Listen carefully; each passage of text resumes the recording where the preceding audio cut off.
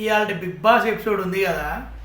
నిన్న నాగార్జున గారు చెప్పినట్టు సండే ఎపిసోడ్లో లాస్ట్ 3 వీక్స్ కంటెంట్ ఇద్దామని ఏదో రకంగా అరవడం ఏదో రకంగా ప్రయత్నిస్తున్నారు అన్నట్టు నవ్వుకుంటూ మస్తు ఎటకారం చెప్పారు నాగార్జున గారు. అలా చెప్పినట్టే మరీ అలా ఓవర్ చేశారు నామినేషన్లో. అసలు నవ్వుకుంటూ సీరియస్ అవ్వుకుంటూ అసలు పాయింట్లు ఒక్కొక్కరు ఒక పాయింట్ చెప్తా అంటే పాయింట్లే లేవు. కరెక్ట్ చెప్పాలంటే పాయింట్లు లేని పాయింట్లు చెప్పుకుంటూ అలా జరిగింది ఇవాళ నామినేషన్ ఎపిసోడ్.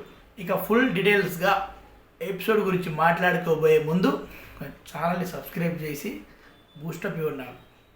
ఓకే, ఇక నామినేషన్ గురించి మాట్లాడుకోకపోతే కొన్ని వారాలుగా తనుజని నామినేట్ వస్తున్న ఇమాన్యుయల్ గురించి తనుజ టాపిక్ తీస్తూ చాలా అంటే చాలా సెంటిమెంట్గా ఎమోషనల్గా డైలాగ్ కొట్టింది. అంటే డైలాగులు అంటే మన వర్షాలు చెప్పిన తన అభిప్రాయం ప్రకారం తన నిజాలు తనవి, కానీ ఎమోషనల్గా లాస్ట్ పాపం మధ్యలో ఏడ్చింది.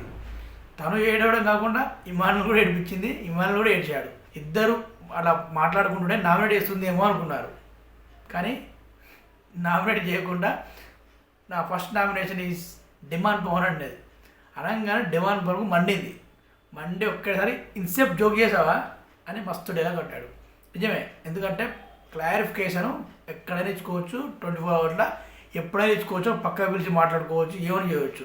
కానీ పాపం హలో నామినేషన్ అంటే లైవ్లో ఎప్పుడు మీకు చెప్పేందంటే లైవ్లో నామినేషన్లు 2-3 అవర్స్ ఉండొచ్చు, ఎక్కువ ఉండొచ్చు. ఎందుకంటే ఒక్కొక్కరు ఒక పాయింట్ కాదు, 100 పాయింట్లు 10 పాయింట్లు చెప్తూ ఉంటారు.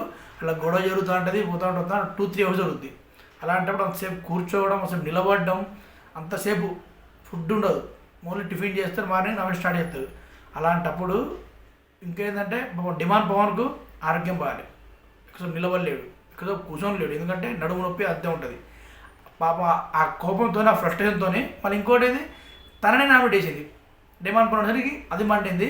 ఇంతసేపు ఆర్గ్యుమెంట్ అనవసరం, ఎప్పుడైనా క్లారిఫికేషన్ ఇవ్వచ్చు, కానీ అంతమంది ముందు అక్కడ నిజంగా తనుజ చేసి చాలా తప్పది. అంతమంది అవసరం లేదు. నా ఫేవరెట్ తనుజే, కానీ నేనే చెప్తున్నా తనుజ చేసింది తప్పే. అందుకే డిమాండ్ పవన్ పాప హెల్త్ బాగాలేక ఇంతసేపు జోక్ చేసావా అనేసరికి ఎంబడేది ఈమె కోపం వచ్చింది. మళ్ళీ జోక్ చేస్తే బిగ్ బాస్ చెప్తారు, బిగ్ బాస్ చెప్తే మంచిగా ఉంటుంది, నువ్వు జోకు గిగ్గని మాట్లాడకు సీరియస్గా అన్నట్టు సీరియస్గా వార్నింగ్ ఇచ్చింది మన డిమాండ్ పవన్. ఇక్కడ మీకు క్లారిఫికేషన్ ఇద్దాం అనుకుంటున్నా హౌస్ మేట్స్ అందరు. కానీ ఇప్పుడున్న హౌస్ మేట్స్ అందరూ నాకు బిగ్ బాస్కి వచ్చాక పరిచయం, కానీ నాకు ముందు అంటే ఒక నెల క్రితం, బిగ్ బాస్ వచ్చే నెల క్రితం పరిచయం అయింది మాత్రం ఇమాన్యుయల్. నా ఫ్రెండ్ లాంటి వాడు, ఫ్రెండ్ కంటే ఎక్కువ, అంటే అంత క్లోజ్గా ఏం షేర్ చేసుకుంటా అన్నట్టు మాట్లాడి నేను ఏమనిపించినా ఏమన్నా షేర్ చేసుకుంటా. బిగ్ బాస్కి వచ్చే ముందు కూడా నేను ఉండను ఎట్లా ఉంటున్నావు అంటే ఇమాన్యుయల్ నాకు ధైర్యం చెప్పాడు. ఏం చూసుకుందాపా ఏమైంది అంతగా ఏమైంది అని ధైర్యం చెప్పాడు. కానీ ఇక్కడికి వచ్చినాక ఏమైనా షేర్ చేసుకుంటే ఆ షేరింగ్ చేసుకున్న పాయింట్లు తీసుకొని నామినేట్ చేస్తున్నాడు. నాకు చాలా బాగా నచ్చలేదు అన్నట్టు, చాలా బాధ అనిపించింది అన్నట్టు ఖరాఖండిగా చెప్పింది. తర్వాత ఇమాన్యుయల్ చాలా పాయింట్లు చెప్పింది. ఎవరిని చెప్తే మనం వీడియో కాదు. ఇక నెక్స్ట్ ఇమాన్యుయల్, తనుజ నువ్వు నా ఫ్రెండ్షిప్ ఇంత ట్రూగా ఉన్నావు, నేను కూడా నీ ఫ్రెండ్స్ అంతే ట్రూగా ఉన్నాను. నేను చెప్తున్నా, అసలు నువ్వు ఎమోషన్ లేప్పుడు నీ పక్కకు వచ్చింది నువ్వు ప్రతిసారి వచ్చి మాట్లాడినాను, కానీ నువ్వు మాటలు బాగా జారుతున్నావు. ఫస్ట్ కొన్ని వారాల ముందు ఏమన్నావు, నాకు ఎవ్వరు సపోర్ట్ లేదు, భరణి గారు నేను నీకు ఎంత సపోర్ట్ చేశారో మాకు తెలుసు, చేసిన 2 రోజులకి మాకు సపోర్ట్ లేదు అనేసరికి ఎవరికైనా ఎట్లా అనిపిస్తుంది చెప్పు అన్నట్టు ఇమాన్ కరెక్ట్ పాయింట్ మాట్లాడాడు. ఒకనొకప్పుడు అయితే నువ్వు నా ఫ్రెండే కాదని మాట్లాడావు అందరి ముందు, నాకు ఎంత బాధ అనిపించాలి. తనుజ నువ్వు మాట అంటావు మర్చిపోతావు, కానీ మాట పడ్డా నేను మాత్రం బయటికి రావడానికి చాలా టైం తీసుకుంటా, ఎంబడే మర్చిపోలేను, అది నా వీక్నెస్.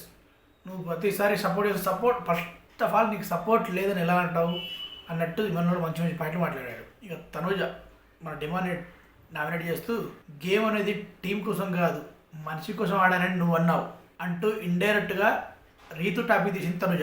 ఇమాన్ డిఫెండ్ చేసుకుంటూ ఈ హౌస్లో ఫస్ట్ నన్ను కెప్టెన్గా చూడాలనుకుంది రీతు అని డిమాండ్ అన్నాడు. అంటే నువ్వు హౌస్ కోసం ఆడలేదు, రీతు కోసం ఆడావు అంటే అవును అంటే డిమాండ్ అన్నాడు. నేను టీంకు సపోర్ట్ చేయను, అక్కడ రీతు ఉంది, రీతుకు సపోర్ట్ చేస్తా అంటే అప్పుడు మా హౌస్ మేట్కి ప్రాబ్లం అవుతుంది, అందుకే నిన్ను నామినేట్ చేస్తున్నా అని చెప్పేసి నామినేట్ చేసింది మన తనుజ డిమాండ్ పవర్ని. ఇక వీళ్ళది అయిపోతే ఇక మెయిన్ అంతా నామినేట్ చేస్తుంది, అవన్నీ కాదు మెయిన్ చెప్తున్నా. రీతు సంజన, మళ్ళీ రీతు సంజన నామినేట్ చేసింది. నిన్న సారీ చెప్పింది అయిపోయిందేమో మర్చిపోయిందో అనుకున్నా, కానీ మళ్ళీ రీతు సంజన అటాక్ చేసింది. సంజన గారు నేను గిల్లితే నేను కూడా గిల్లుతా, నేను గిల్లొద్దు, నువ్వు ఒకసారి అంటే 100 సార్లు అంట అని నన్ను ఊగా అంటున్నారు. నేను మిమ్మల్ని ఎప్పుడైనా గిల్లానా అంటే నేను ఏమైనా గెలికానా అని అర్థం. నేను ఎప్పుడు మిమ్మల్ని గెలికానా, ఏమైనా మిమ్మల్ని అనరాని మాటలు అన్నానా అంటే అప్పుడు వెంబడే సంజన సూపర్ పాయింట్ మాట్లాడింది. రీతు నేను ఒక మాట అడుగుతా, కరెక్ట్ చెప్పు, మనకిద్దరికైనా పాత పగలు ఉన్నాయా, మనకేమైనా వంశపారపర్యం గొడవలు ఉన్నాయా, మనకేమైనా ఆస్తాగాదాలు ఉన్నాయా, ఎందుకు రీతు ఇంకా లాంగ్ చేస్తావు, మన మధ్య ఎందుకు అంత అవసరమా అని మస్తు పాయింట్ మాట్లాడింది. రీతు మొహం తెల్లబడిపోయింది. నాకు అది మస్తు అనిపించింది ఆ 2-3 పాయింట్లు. నిజంగా ఏదో గొడవలు ఉన్నట్టు వాళ్ళ ప్రజలు దుష్మన్లు, అదే శత్రువులు లెక్క ఊకే రీతు సంజన ఈ టాపిక్ వద్దు రీతు అని సంజన మస్తు మాట్లాడింది. ఇలా ఎపిసోడ్ ముగిసింది. ఓకే అండి, సైనింగ్ ఆఫ్. నేను మీ రఫీక్ కింగ్. బాయ్.